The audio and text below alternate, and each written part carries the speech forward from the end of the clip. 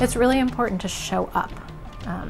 Take the time from your life and show, that you care about the community and be there.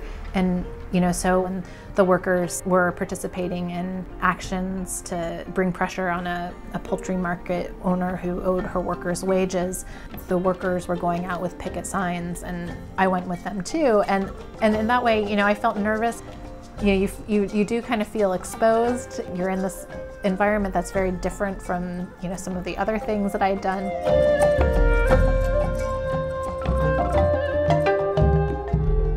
So when we had these meetings, everybody on the project was really experienced in doing community research. But there's this dynamic. When you're in a professional culture, you're used to participating in meetings and trying to get in your word, and then on top of all that, we're conducting all of these in English. And so the other two staff from the Chinese Progressive Association were interpreting for the non-English speaking staff member. And so they're not fully able to participate. And then everything's happening so fast, people are talking over each other, that for the non-English speaking staff member, it was hard for her to sort of get a word in edgewise. We did reflect on this, and people noticed it. Then we started to conduct the meetings in Chinese, and then all the English speakers wore the headsets with simultaneous interpretation. The native English speakers were quieter, and that changed the dynamics a lot, but the workers were still quiet. In terms of cultural humility, we were really challenged to think, I think, a little bit more deeply about what culture is and how it doesn't mean thinking about a list of traits that you can ascribe to people, but that it's actually, that involves you and your assumptions and, how you project, your assumptions onto somebody else, and then versus what is their actual experience and who they actually are.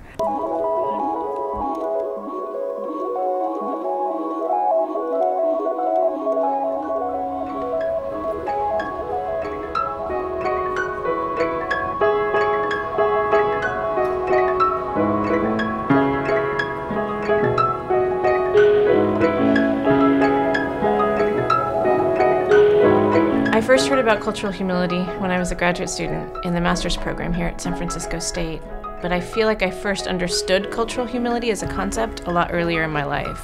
It came from a place of invisibility, a place of kind of suppressing who I was as a woman of color, and now has completely transformed as an educator, realizing who I am, where I stand in the classroom, what my privilege is, but also what my voice means in the world and what it means as an educator. It came from trying to fit in, to do whatever I could to be Indian at home and not out in the world, and not express that. And it's become this marker of identity that I knew was always there, that I could never really express growing up.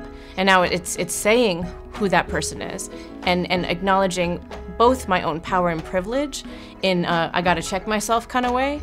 In the same respect, it's also saying I am a woman of color, I have something important to say, and here I am. I think as long as power and privilege exists in society, we will always be struggling with being too humble as women of color, as women who come from working class backgrounds, as women who come from low income backgrounds or under-resourced backgrounds, right? As long as there's power and privilege in society, I know I will always be struggling with that, and I struggle with that on a daily basis.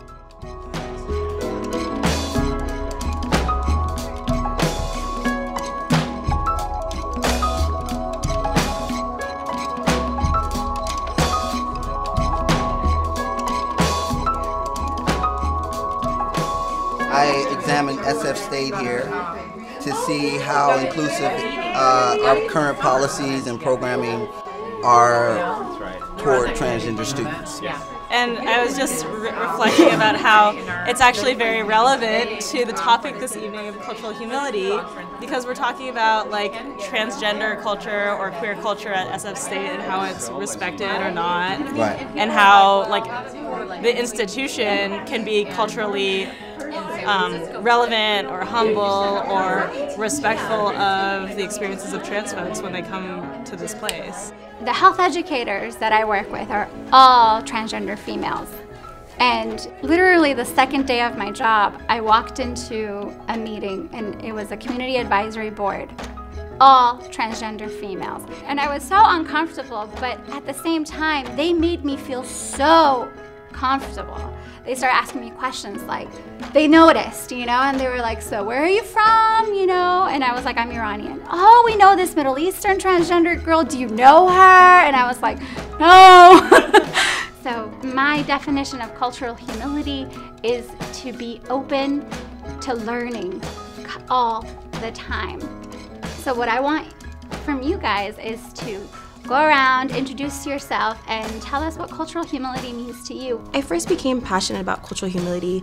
As an undergraduate student, I was interning with an organization, and they were holding a cultural competency training for Pacific Islanders and working with Pacific Islander communities. And as a biracial Pacific Islander woman, I was really excited and anxious to attend the training and to really learn about the material that was going to be sort of discussed and how others were going to learn, and myself included, about Pacific Islander culture and working with Pacific Islanders around health issues that were important to the community. And I think after attending the training, I realized that there was a sense of achievement and completion for those who participated.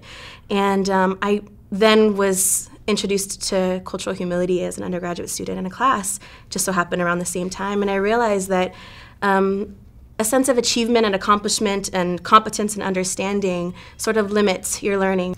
I can't really tell you what cultural humility means to me. I feel like I practice it and that's how I know. But one thing that I think about or that I can practice is cultural humility es poder hablar el idioma en el que me puedo expresar mejor, y el idioma donde encuentro palabras de poder contarle a alguien exactamente cómo me estoy sintiendo. Coming from a background in science and coming into public health and not ever hearing cultural humility in the sciences was very telling for me, because culture is not something that's emphasized. It's not something that's talked about in a relevant way. There have always been very clear barriers present for particular minorities in science. You can see it when you're in the science classes. You can see it when you're in study groups. You can see it when you're looking at your professors. And I'm not just talking about racial minorities. I'm talking about a lot of underrepresented minorities in the sciences, like their race is a factor, but gender, sexual orientation. I learned cultural humility through two places. By my own culture, which being Cambodian, Southeast Asian, not knowing anything about it, my folks roasting me about not speaking well, and then after going to college and learning about it in anthropology and interviewing my parents about their experience, it opened my eyes. One of the things that I have learned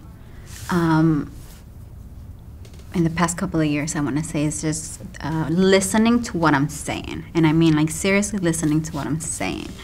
And one of the things that I have learned to listen to is when I say, I believe this, I do this. And listen how that is very different from the we. We, I hear it a lot in the news. We Americans, right?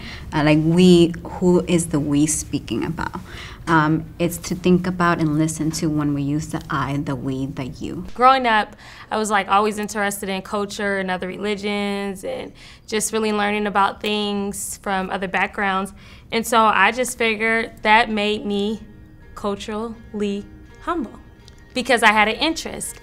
And so after studying a year in West Africa, I came back like, oh my God, I don't know anything. I don't know anything about Black people. I don't know anything about African. I mean, it just like shook my world.